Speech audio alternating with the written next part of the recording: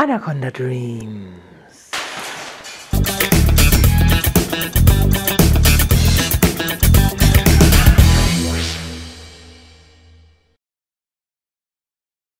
Hallo, ich bin SCM Sammes. Ihr schaut Anaconda Dreams, den Snake Block für Dummies. Und wir sind im zweiten Teil des Terrariumbaus. Jetzt wird es von hier richtig schön gemacht. Viel Arbeit, sage ich euch. Und die Technik wird eingebaut.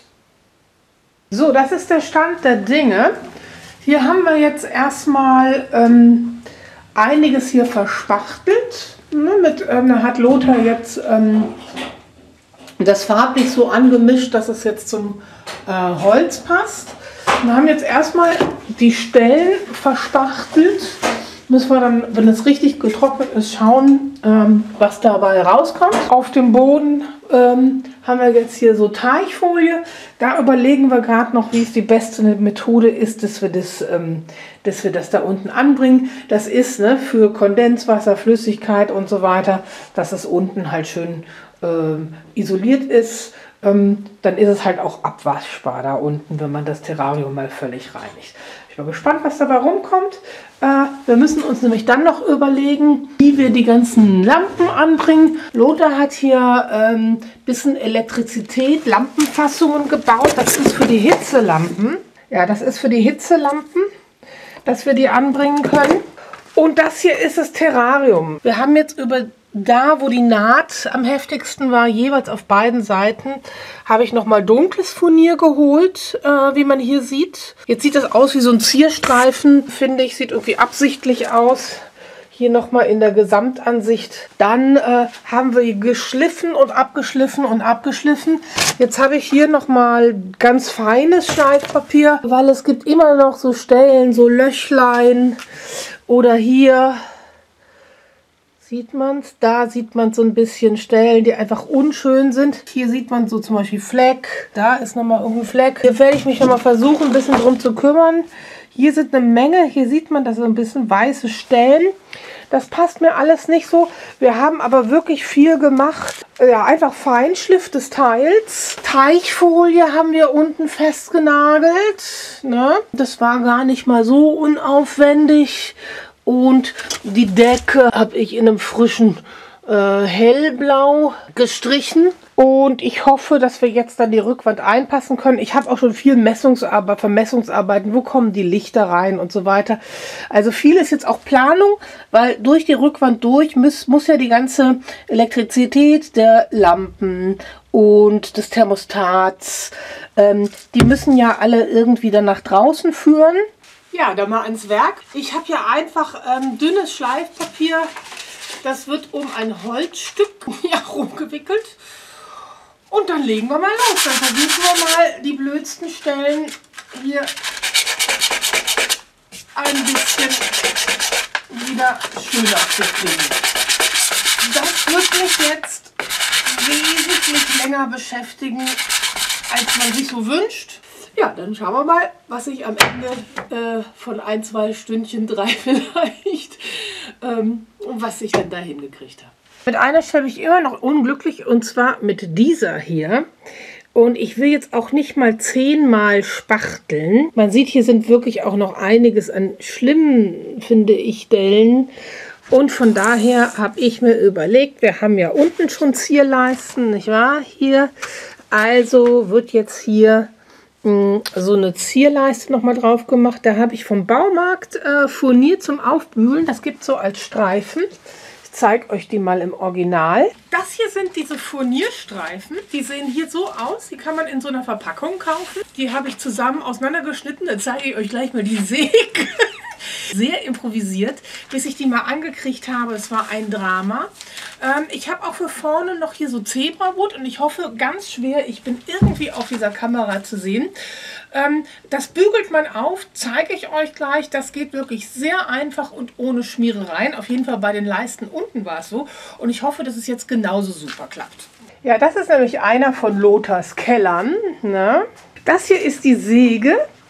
Und wie man eben so sieht, hier ist nichts mit irgendeinem Knopf an irgendeiner Seite. Ne? Ich habe das ganze Ding, also hier richtig schönes Sägenpadding gemacht, aber ich habe nichts gefunden, bis ich dann irgendwann auf dieses heraushängende Teil hier gestoßen bin. Da habe ich dann dran rumgemacht, aber also auch das habe ich versucht anzuknipsen. Es passierte nichts und ich brauchte dann wirklich fremde Hilfe. Der Schwiegervater war zum Glück da, um dann, also auf die Idee wäre ich mein Lebtag nicht gekommen, dass eine Säge, die dort ist, man dort einen Hauptschalter anmachen muss. Und das hat mich jetzt irgendwie schon eine halbe Stunde Sägen streicheln gekostet, bis ich dann sägen konnte. Ja, das Ganze, ich zeige euch mal kurz, was ich da im Schweiße meines Angesichts gemacht habe. Ja, wie funktioniert jetzt das Ganze mit der Säge? Ich habe hier ein paar übrige Stücke. Diesen komischen Kippschalter habt ihr ja gesehen, der da in diesem Verband drin war.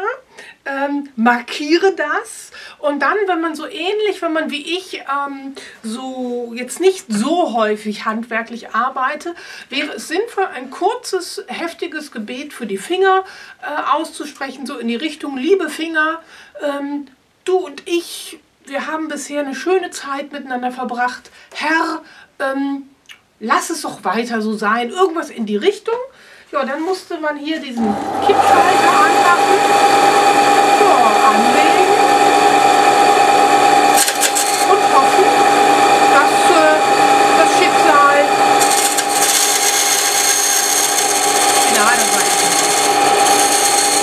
das Bügeleisen ist auf Wolle-Seide eingestellt. Und jetzt geht das Ganze eigentlich relativ einfach.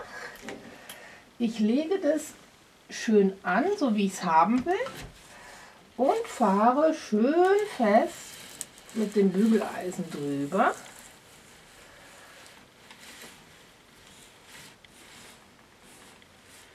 Wunderbar. So, warum reicht mir jetzt das Bügeleisen nicht aus? Ja, klebt schon schön fest. Außer hier. Da will es irgendwie nicht. Jetzt aber.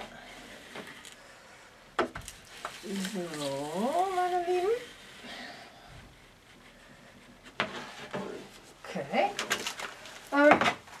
Und nun fahre ich mit einem Stück Holz drüber mit leichtem Druck. Ich habe es schlecht gemacht, wie ich hier gerade sehe. Schlecht, naja. So. Jetzt wollte ich. Here we go.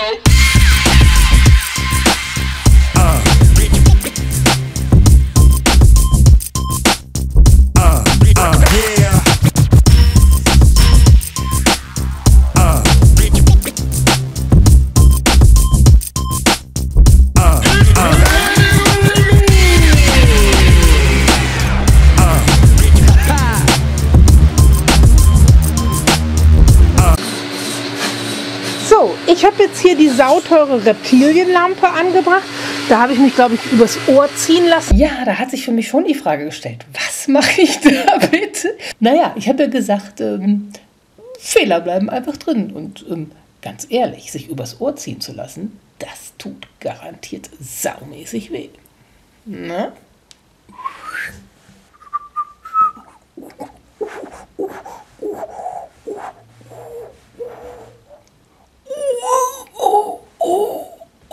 Man eigentlich übers Ohr ziehen, aber wie zur Hölle will man das tun? Das hier soll ein Ohr sein.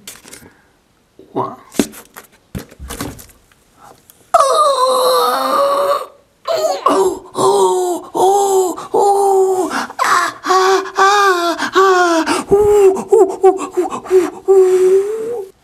Und damit zurück zum Film. Das ist eine mit irgendwie mega UV-Licht.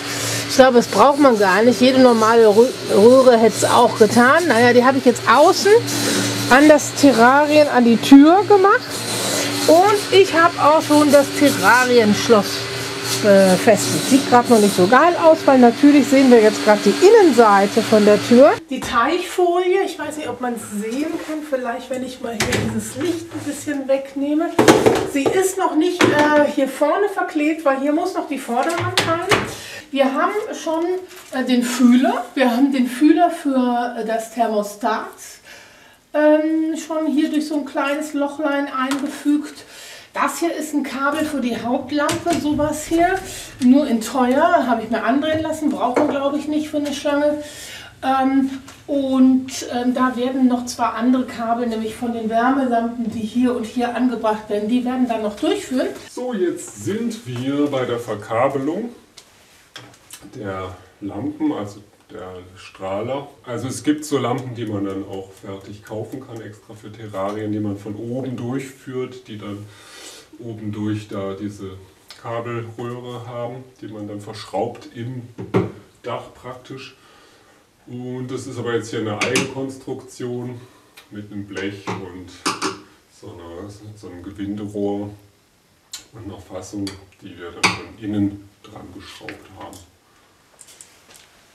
Ja, und die verschrauben jetzt noch an der Decke mit so kleinen Kabelschellen. Was haben wir hier? Hier hängt die Lampe, der Stecker für die Lampe, für die Beleuchtung für das Terrarium. Hier guckt ganz kess der Temperaturfühler raus fürs Thermostat. Hier haben wir immer noch ein Loch, das wird dann schön durch Pflanzen überdeckt. Die Lampen hängen an, haben wir eben angeschraubt und hier mit so ein paar Tackern führen die alle durch so ein kleines Loch nach außen, das so klein ist, dass die Schlange da garantiert nicht raus kann. Jetzt habe ich noch mal in Foren gelesen und ich denke, dieses Teil könnte zu wackelig sein. Das soll ja mein selbstgebauter Hitzeschutz sein, aber ich habe jetzt von Pythons gehört, die sowas irgendwie abmontieren können. Plus hinter diesen Löchern verbergen sich ja die Luftlöcher und da sind so eine Plastikaufsätze drauf. Jetzt habe ich in einem Forum gelesen, man soll die von innen einstecken und nicht von außen, weil die Schlange die sonst ausdrücken kann. Pythons sind wohl sehr kräftig. Das habe ich natürlich nicht gemacht, ich habe die von außen dran gemacht, logisch. Wir haben schon über die Schlange nachgedacht und das Ganze mit Heißluftkleber befestigt. Heißluftkleber, ne? Heißkleber natürlich. Mit Heißkleber befestigt, weil wir darüber schon nachdachten, weil die gingen sowieso relativ leicht raus. Jetzt hoffe ich, dass das wirklich gut genug für die Schlange ist und dass ich nicht irgendwann einen Wohnungspython habe, was für mich nicht so wild ist, wenn ich da bin, aber vielleicht ein bisschen doof ist, wenn ich nicht da bin. Der eine oder andere Nachbar reagiert ja ganz komisch, sensibel auf so plötzlichen Besuch von Schlangen. Warum, weiß ich jetzt nicht, aber man hat schon mal davon gehört. Ne? Noch eine Sache mit dem Heißluftkleber. Ich bin gespannt, ob das jetzt hält. Ich werde mir das schon erstmal angucken jetzt, ob das so geht. Und wenn mir die Schlange da zu sehr was dran rum untersucht, dann werde ich die vielleicht nochmal abmachen und von innen einkleben. Ich hoffe, ich muss das nicht, weil das ist jetzt nicht mehr so leicht, hinter diesen Löchern da ranzukommen. Jetzt habe ich auch noch gelesen in einem Forum, dass durch die ständige Hitze dieser Heißkleber wohl auch an seine Grenzen kommt. Ich weiß nicht, ob es stimmt, ob der dann wieder sich so ein bisschen porös oder ja, wieder ein bisschen weich wird. All das ja, kann man nur ausprobieren. Ich halte euch auf dem Laufenden, wenn ihr irgendwas zusammenbricht, was ich nicht hoffe.